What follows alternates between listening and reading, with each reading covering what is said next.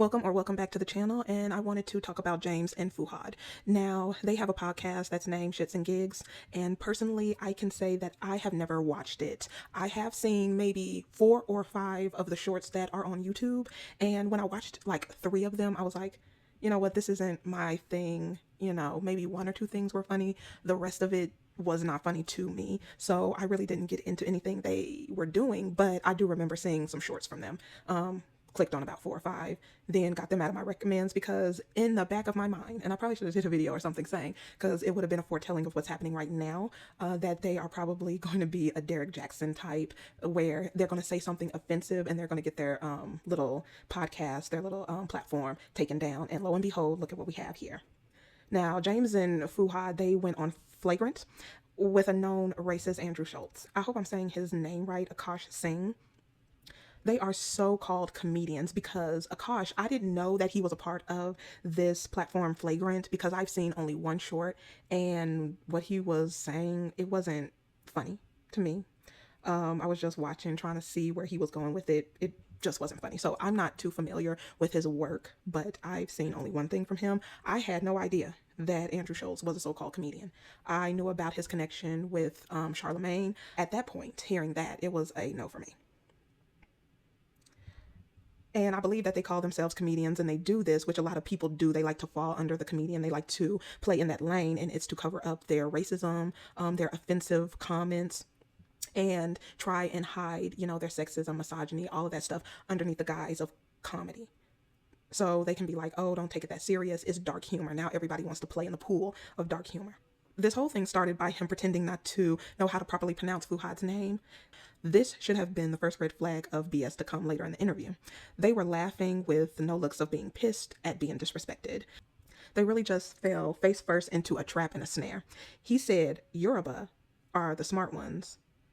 James kind of looked over at him like, don't even entertain this, kind of work your way around this, or just don't. And Andrew said, Hausa are lazy and Igbo are scammers. James kind of was looking at Fuhad like, you're a fool if you answer this. Akash literally cut in and said his father said, do not trust Nigerians and Ismailis. I think that's how he said. I'm not sure, but there were 2 that you just do not trust. One is Nigerians. The other one is a type of Muslim. And you can't trust them as far as you can throw them. Akash believed this and said it in their face. Fuhad said they need money, so it's so many people, but it's not enough money to go around, speaking about the Nigerian people. Crazy. Still, they didn't look nervous or pissed. James, the one that looks like a light-skinned black, is Irish and Trinidadian. Andrew said he was a double slave.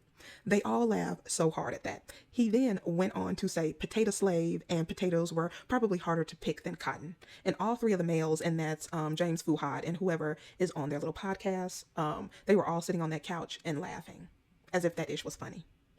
Me, it would have been over. He would have got cussed out. He would have got dragged. All of that. Like, I don't understand how you can hear that. And maybe they feel like they can disassociate themselves when they talk about, picking cotton too. That's Black Americans.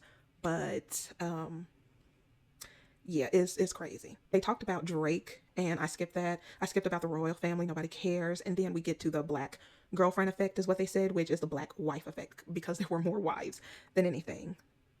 And I did my own, and I'll probably pin it up there. It was as a joke, like to see the black wife effect versus the black king effect, but it was all in good fun and it was a joke. So James brought this up. Then Andrew said the non-black husband's hair falls out because the black women stress the men out. They have beards because it's cushion when she slaps them out. Now, James did try to explain it, but he didn't speak up to shut it down and more get his point across. He allowed Andrew to talk over him. And my question is, what in the F would Andrew know about black women? He is married to a whole milkmaid, colorless woman. And I know black women never entertained him because his goober ass is not what a black woman would go for.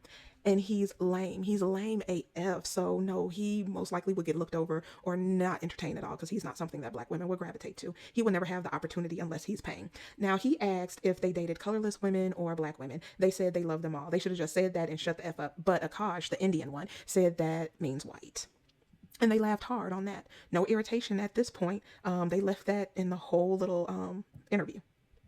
Now, I really want to know who the F is going to see this lame, dusty, unfunny POS, Andrew Shultz. I really want to know because I've never come across anything like I said, the Indian guy. I've seen one. I've come across James and Fuha's little podcast, but I've never seen Andrew Schultz comedy. It's never popped up ever for me. So I can't judge it, but just judging by the little lame jokes that he's made on here, I get it. He's not funny. I'm sorry. Not sorry. Now, after he said that about black women, he asks, where are the hottest colorless girls? He's bigging up America, the shithole that it is. I guess this is a so-called Britain versus American moment, and he could not stop bringing race into every effing question. And the only benefit of the doubt that I would give the two is that they were not prepared for that, because I was trying to see if he was going to curb into something else, but he always brought race and stereotypes in every freaking question. Every 5 minutes. No, every 1.5 minutes, it was about something about race or him making some type of stereotype. Now, there was a story of Fuhad grabbing a woman's behind and the boyfriend was going to beat him down. He left his friends to fight, which shows he's weak. There was a comment of shooting guns, like had they went somewhere and shot guns. And then Andrew said it's natural for them. You can guess what he was trying to do there, right? And they didn't say anything to defend themselves. James stated he learned about colonization and going to the plantation where they owned his people. He dismissed this because they are not patriotic. Like I guess he said he didn't really get deep in it, or I guess have deep feelings about it because they're not as patriotic as I guess what American people are. Because they did touch on that at some point in the interview. Yet, after talking about the fact that he went to the plantation where his people was owned, he said, yet colorless people are winning. Colorless women are better than black women.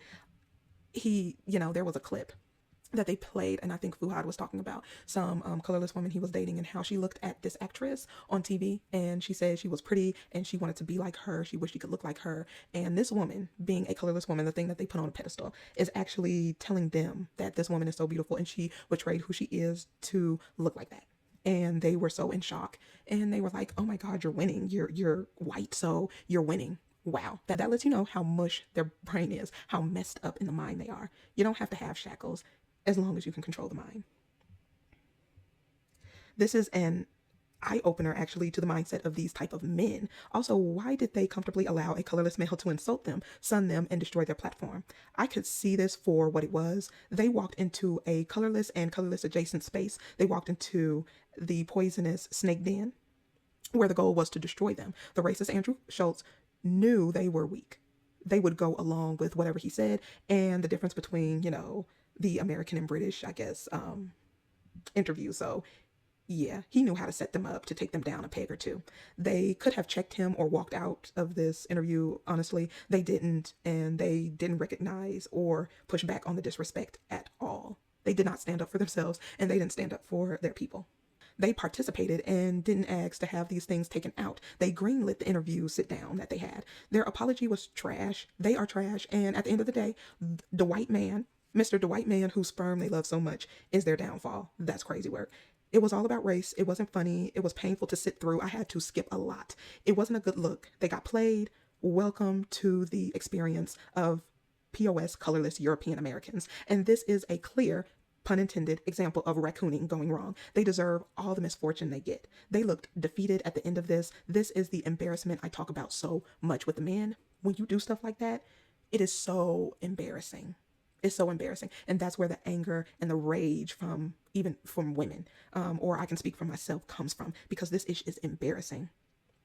You have so much to say about black women and checking the black girls that bullied you in junior high or whatever. Neither of you could stand up for yourself or your people. Couldn't be on code to protect their platform, their own platform they couldn't protect. And this is really bad. Leadership where? To be honest, I really thought men and colorless men were their biggest supporters. It came to my surprise that black women are the biggest supporters of them. And black women, when will we learn and recognize the signs, though?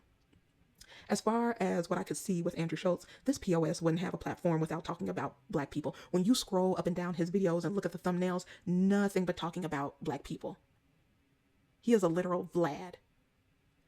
I mean, I think that's what angers him, because he knows black people are popping. And if he talked about all the other stuff, no, only a segment of people would pay him any mind. And he resents it. He resents that he can be his mediocre, colorless self and have people flock to him, but he has to talk about black people just to get anyone interested in him. Now, after going through the painful, I think that was 2 hours. I didn't sit through all of it. I had to skip it. I watched a lot of it, but toward the end, I couldn't take it anymore. So I had to skip through and see, if they were talking about anything. Thank goodness the end wasn't much. But then Andrew Shultz watched the apology. He made fun of them, downplayed the Shxts&Gigs platform. Andrew and Akash think they are big time comedians. Andrew and his crew outed themselves by saying people who are mad about this are resentful to their success. Now, I'm trying to figure out who in the hell is resentful of their success that's in the realm of watching them or in the viewership. I mean, you just think everybody who views them are haters or views you are haters. That says something about his mind. That's what he thinks about the people who watch him. He thinks like people are just hating on him and he's so successful. Just bloated, overly bloated head.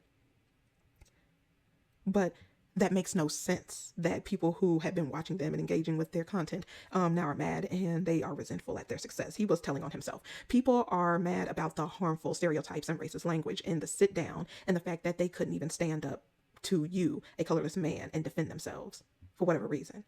There was nothing funny on that sit down at all. They've lost subs.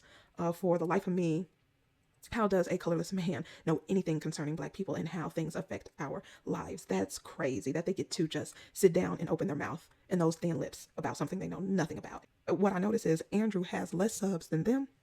His engagement is less than theirs. He knew black women were their core base and destroyed that. They are idiots to not have prepared for the BS. Andrew is a snake and it's obvious what they were up to. Akash, after his statement about the apology video when they were filming that, I wanted to say, is he a black woman? How the F does he know about how black women feel? So F him.